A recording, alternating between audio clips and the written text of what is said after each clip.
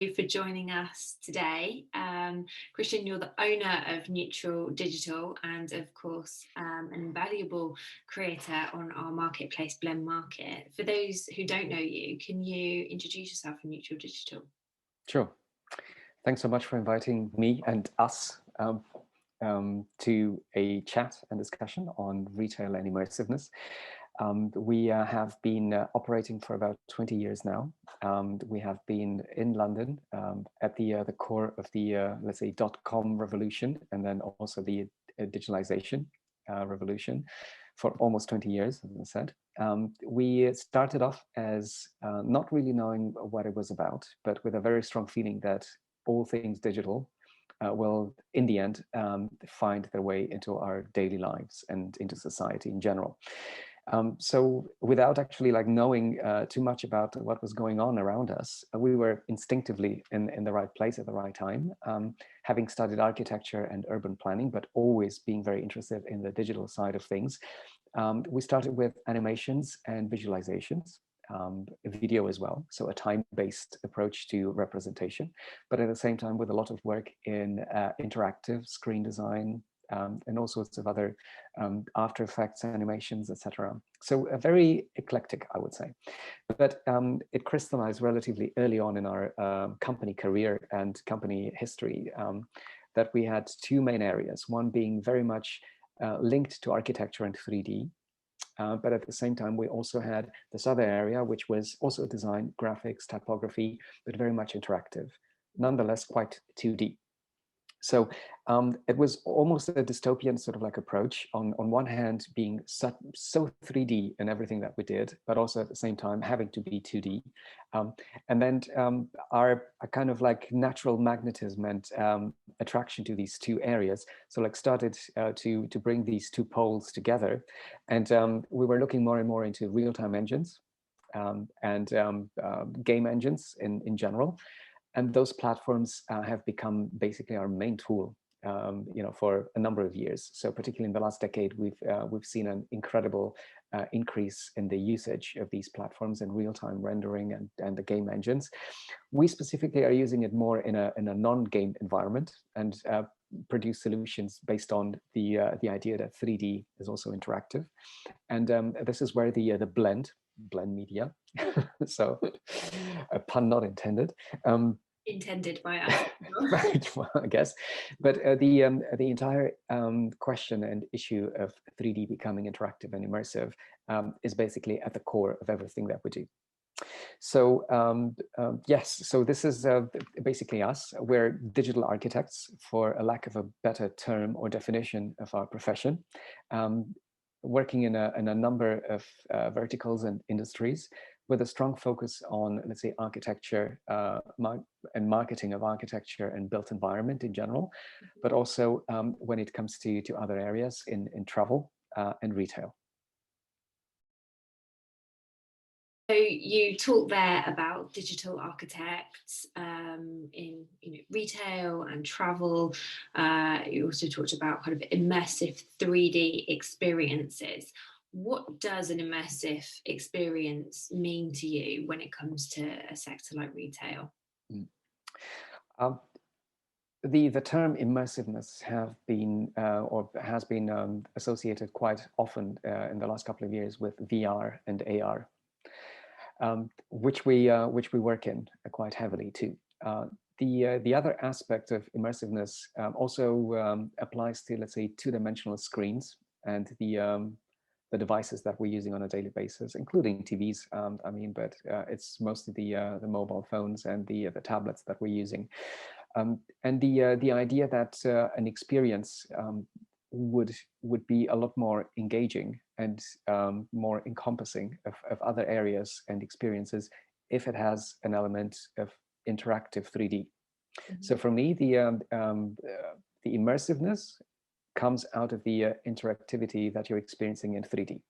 But at the same time, immersiveness can also be a virtual reality experience, which basically puts you into a complete 3D world, or AR, which basically brings additional interactivity to, let's say, the experience of the real 3D world.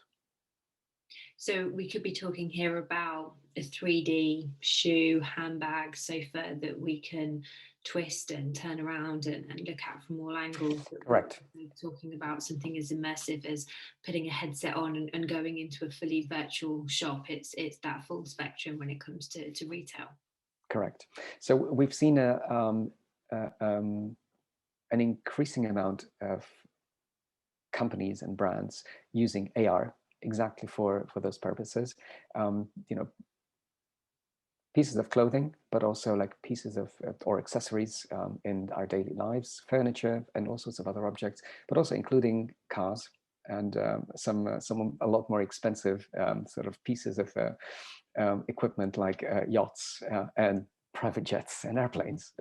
So the spectrum is incredibly wide and large when it comes to AR and VR, but particularly now in retail, and when it comes to the masses, we've seen an incredible uptake when it comes to smaller items, as I said, shoes, sneakers, trainers, but also other pieces of our daily life like furniture, etc. Mm. Yeah. Incredibly Absolutely. useful when you can't get in to see something in 3D. Well, and then we, of course, we also have COVID, another layer that comes on top of the entire digital transformation sort of like concept. But yes, we've seen an incredible uptake of these. One of your recent projects that you have launched and talked about is the lipstick AR bar, which is in some of the duty-free shops within airports. Is that something that you can talk to us more about? Absolutely. So the idea that travel is not necessarily only limited to and the travel experience is not necessarily limited to the aircraft itself, but it's an entire travel thread, if you like. So linking those individual elements from the moment that you plan travel up to when you arrive at the destination and even beyond that. That is something that we call in the travel industry the connected travel experience. We were particularly, because we have been working for 15 years now with airlines, looking at the experience in the cabin. We were looking to expand the area in which we worked in also to the ground. So naturally, we were talking to duty-free resellers and resellers. The idea that specific retail operations would benefit from our expertise and experience in the airline industry sort of came to a very happy end when we started working with Heinemann, which are the biggest duty-free operators in Europe, and not necessarily globally, but at least European. They have a very strong presence. And we created a number of applications at Copenhagen Airport. They have chosen Copenhagen specifically because it is one of their largest operations in Northern Europe. But at the same time, the demographic is incredibly interesting. Design savvy, social media enabled, and very knowledgeable, a very young, mobile travel pack, if you like, but combined as well with very well-heeled, let's say, middle-agers and older people who love to shop, but nonetheless being like quite digitally sort of interested and using all these digital methods. So we created an area that is called the Look Lab, and within the Look Lab we also created a number of digital AR experiences, and one of them in particular has been very successful, and that is the lipstick bar, indeed. If you don't mind, I'm going to shift to our virtual showroom so that I can give you a bit more insight into that, and I'm going to share my screen. Yeah, so we switch now to our virtual showroom. This is a very new technology. We've only launched it mid-December of last year. We have set this up to allow interested parties to have a look at what we have to offer in the immersiveness, in the immersive space altogether. And because we were talking about retail solution, I'm going to focus now on what we created for Heinemann at Copenhagen Airport. I will be just like running in the background a video while I talk about this specific project here. So I mentioned the lipstick bar, which is an AR application on iPads, and basically the passengers can try on virtually a number of different lipsticks. And we're also making quite a distinction between the different types of lipsticks, so not only color, but we have 5 different types of lipsticks as well, which the different brands define the lipstick as. For instance, glossy, matte, transparent, translucent. And all those different types of characteristics are being shown in real time on the passengers, on the clients' faces on the lipstick. Particularly, obviously, younger passengers and travelers love to test this out, and we've seen an increase of about 50% in the sales of specific products. Also, the interesting element of all of this is that we've included a social media element to all of this. So whenever a passenger or a client wants to create a snapshot of that, creates a screenshot of it, takes a picture, and that picture can also be sent via email, but it can also be posted via the social channels of the Look Lab and Heinemann, the duty-free retailer. And a nice feature in this entire setup is that we have a large LED installation, and then those images can be shared immediately, as I said, via Instagram or some other social media platforms, but also those images can be shown immediately on the large screen installation in the airport. So it's a very nice touch to kind of like engage the audience, not to make it only a singular experience as such, but also engage others. The interesting element as well is that the sales people would use a version of that, a sort of a pared down version of the application on smaller devices, on iPhones, which they carry around so that they can engage with people and clients as well outside of this Look Lab zone that we created in Copenhagen Airport. So we've seen as well quite an increase in activity and sales on the basis of this decentralized kind of communication and the approach the sales people can have on the floor of the shops using AR. Yeah, so it's been very successful in Copenhagen, and we're currently running this at 4 other locations. Obviously, before the pandemic, it was much easier to set up and for it to be operated. But obviously, like now, as travel starts to recover and we're seeing more and more passengers traveling and flying, this will certainly also expand as well. And we're looking to expand at other locations as well.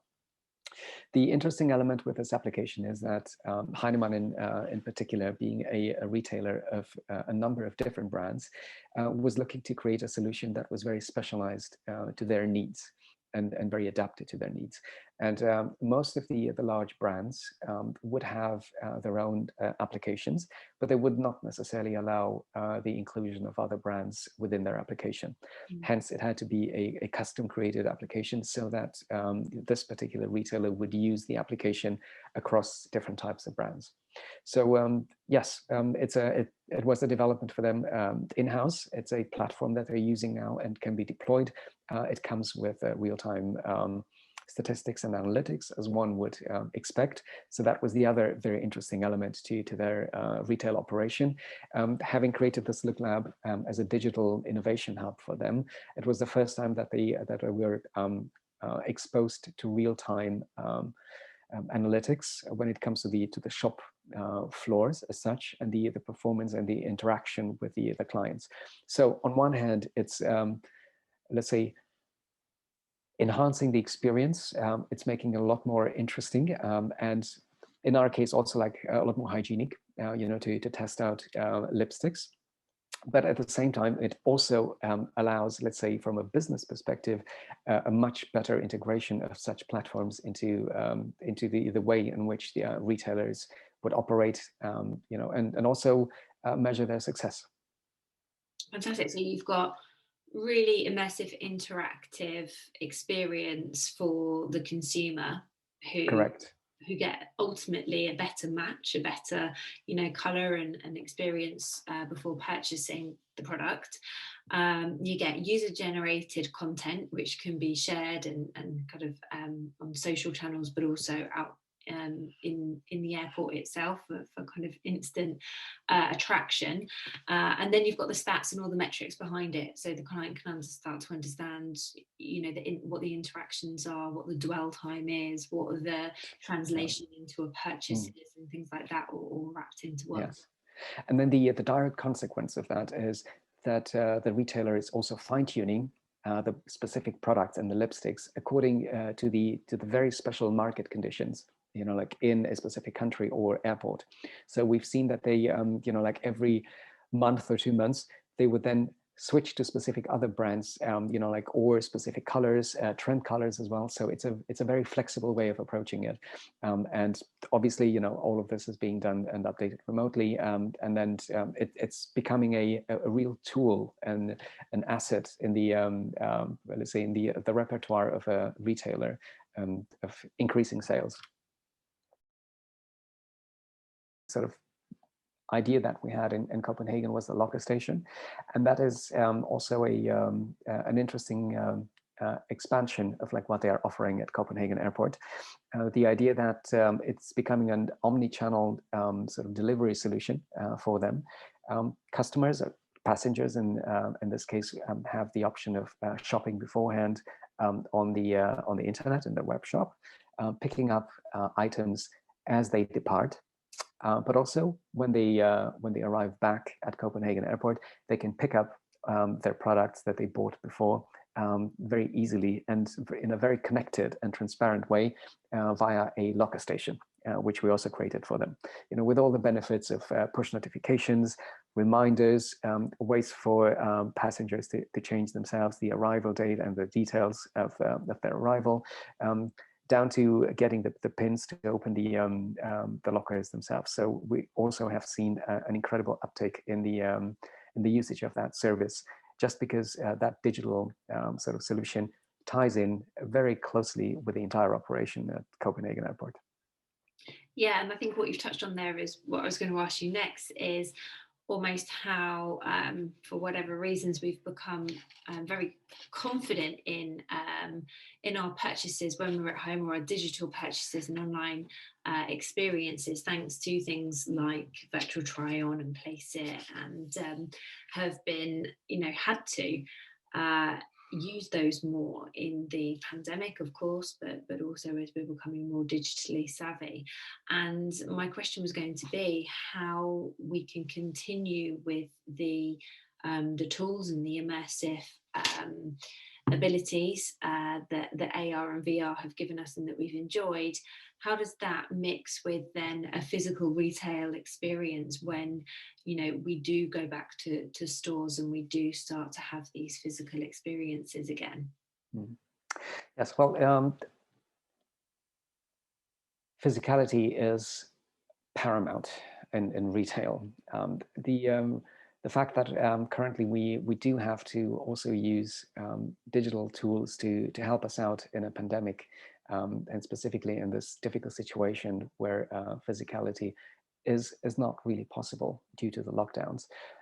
We're seeing probably a dual approach long term. So on one hand, you will have the digital tools, which are not going to go away and are not going to disappear, but they will be the entry point, most likely, for a lot of shoppers. So trying out, you know, at home or not in the shop. And then obviously going into the shop and probably trying out a selection that you've already made using the digital tools beforehand. So in my view, it will not be an either or, it will be a combination, most likely. Thank you for taking us through that. Pleasure. Experience, but also as we wrap up our chat, ask you about what the future might hold in terms of retail and those types of experiences that you've taken us through.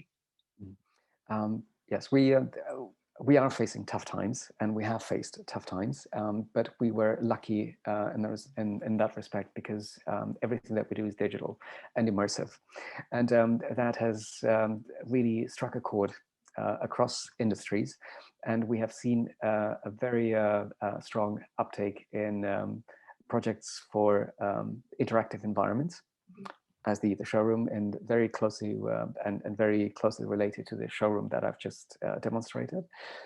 But we're also seeing a very interesting development, particularly in travel and retail, whereby airlines are looking to create digital twins of their entire operations, and then from a digital twin, create specific applications that are relevant to traveler and passengers. And now specifically talking about retail, we've seen a strong interest from airlines in commissioning applications that would include AR, augmented reality modules for their shopping applications that would tie into their entire operation and the digital travel thread.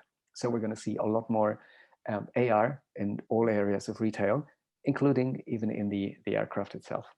Wow, exciting. Well, when I can next get on a flight, I will be doubly excited for the AR experience, but also just to be traveling again, which I'm sure we're all looking forward to.